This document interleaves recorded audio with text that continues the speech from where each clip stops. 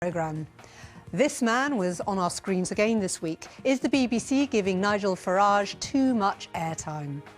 And was coverage of the new US administration's travel ban balanced and impartial, or did it pander to a growing anti-Trump hysteria?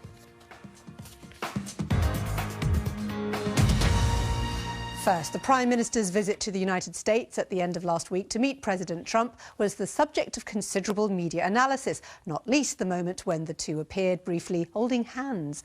But some people were more exercised by a question put at a news conference by the BBC's Laura Kuenssberg. Thank you very much, Prime Minister. Mr. President, you've said before that torture works. You've praised Russia. You've said you want to ban some Muslims from coming to America. You've suggested there should be punishment for abortion. For many people in Britain, those sound like alarming beliefs. What do you say to our viewers at home who are worried about some of your views and worried about you becoming the leader of the free world? This was your choice of a question.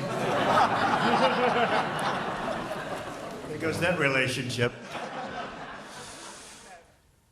So did one question from a reporter have the potential to damage the special relationship? Some thought it might have done, and that Laura Kuenssberg needed some lessons in diplomacy. Here's Jonathan Chappell. I was left guessing at the motives of asking such a provocative question to someone so easily provoked as Donald Trump. Was the motive to undermine the embryonic relationship between the two leaders? Or was it the BBC trying to make the news rather than simply report it? Or was Laura Kuenssberg showboating her questioning skills? Whatever the motives, asking that question to Donald Trump in that forum lacked emotional intelligence.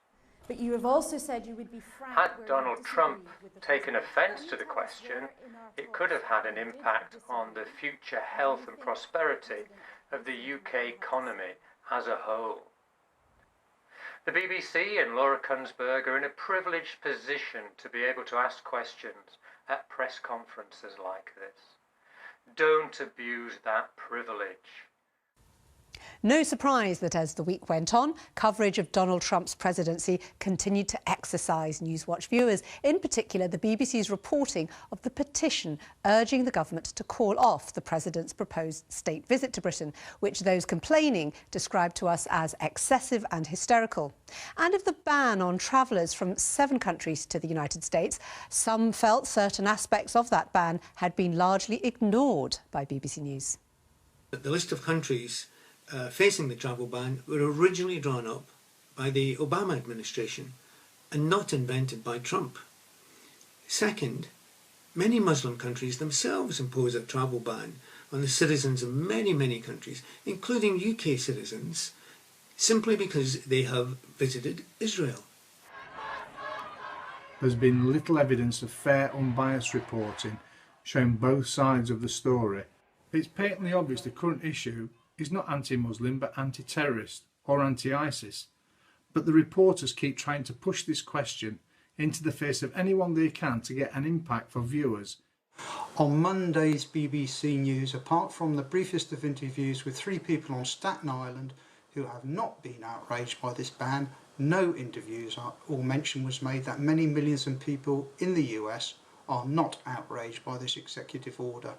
Further, the BBC has used the online unaudited petition, which is completely open to fraudulent signatories, as a barometer of public opinion in the UK, yet over 45 million adult UK registered voters are not outraged to sign this petition.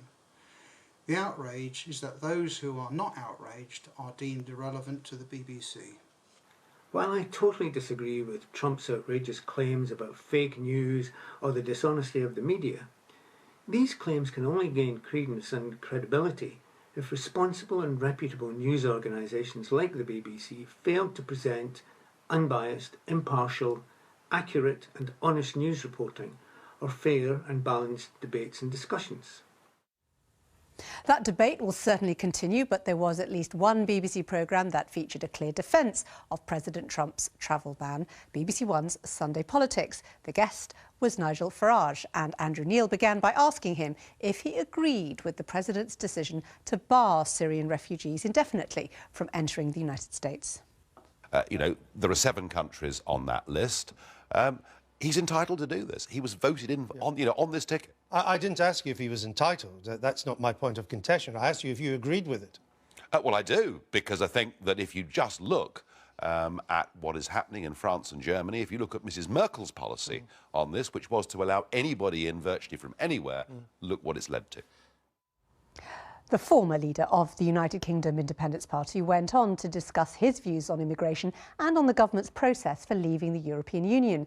And the interview produced a strong reaction from viewers, many of whom have objected before about the frequency of his appearances on BBC News bulletins and programmes such as Question Time. 2 viewers recorded their thoughts for us on camera. The aim is balance, but this isn't balance. This is a platform. His constant appearances on TV and radio, not just on the BBC, are a major contribution, I think, to the rise in anti-immigrant sentiment in this country in the last few years. I think it's time the BBC recognised that Nigel Farage isn't just some politician you wheel on to give a microphone to when someone says something nice about refugees. He is a rallying point. The BBC treats Nigel Farage as good box office, giving him photo opportunities in pubs, hugely disproportionate access to political shows from BBC Question Time to Daily Politics, Sunday Politics, and much more. By doing so, and by not challenging him, partly because he was treated in the first stages as just good box office, as light entertainment, they helped normalise his views and helped him to put things without challenge that actually affected the whole way the debate moved. This happened from the very beginning, and it's only in the last 2 years that he started to be challenged a bit, and by that time the normalisation had happened. Well, Hugh Milbourne from the Sunday Politics programme joins me now. Why did you have Nigel Farage on? Well, the main stories this week were Theresa May's visit to Washington, and then there was a subsequent massive story which has dominated the headlines this week of Donald Trump's travel ban. And the other big story of the week was, of course, on Brexit and the Commons debates about the passage of Article 50. So those are the big stories, and Nigel Farage was a guest who was an appropriate guest on both those stories. He was the first British politician to meet Donald Trump after his election, and obviously he was a massive player in the referendum campaign. A lot of you say he's not UKIP leader now, and he may not be as close to Trump as he claims to be. Well, we regularly on the BBC invite politicians onto our programmes, ex-leaders. Ed Miliband's been on the BBC this week, for example. Nick Clegg's a regular guest on our programmes.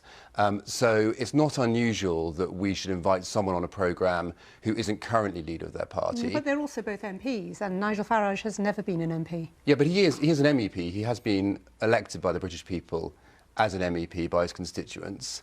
And he's also leader of his party's political group in the European Parliament. So he's still a person of some influence. A lot of viewers say he's just easy ratings, isn't he? He always has been. And you know when you invite him on, he'll say something controversial.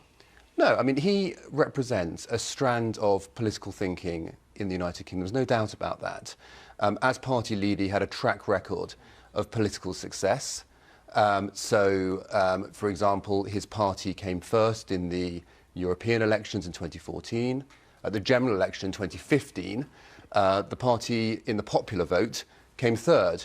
So this is someone who we aren't able to exclude from our programmes. He's got a track record of electoral success, and he does represent a strand of political thinking in British politics.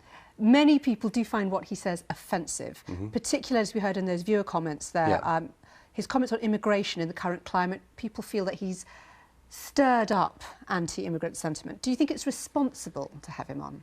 Well, not everyone's going to like what he says, and there are all sorts of people that we get on our programmes that some of our viewers are going to disagree with. But it's not just that they disagree, though, is it? It's about whether it's responsible when some people feel there's a growing climate of tension around immigration, and the BBC chooses to have on someone that viewers feel holds views that are stirring up anti-immigrant sentiment? The BBC just can't be involved in making value judgments about politicians. Ethical judgments. They can't. Not when they've got when they come from a major party.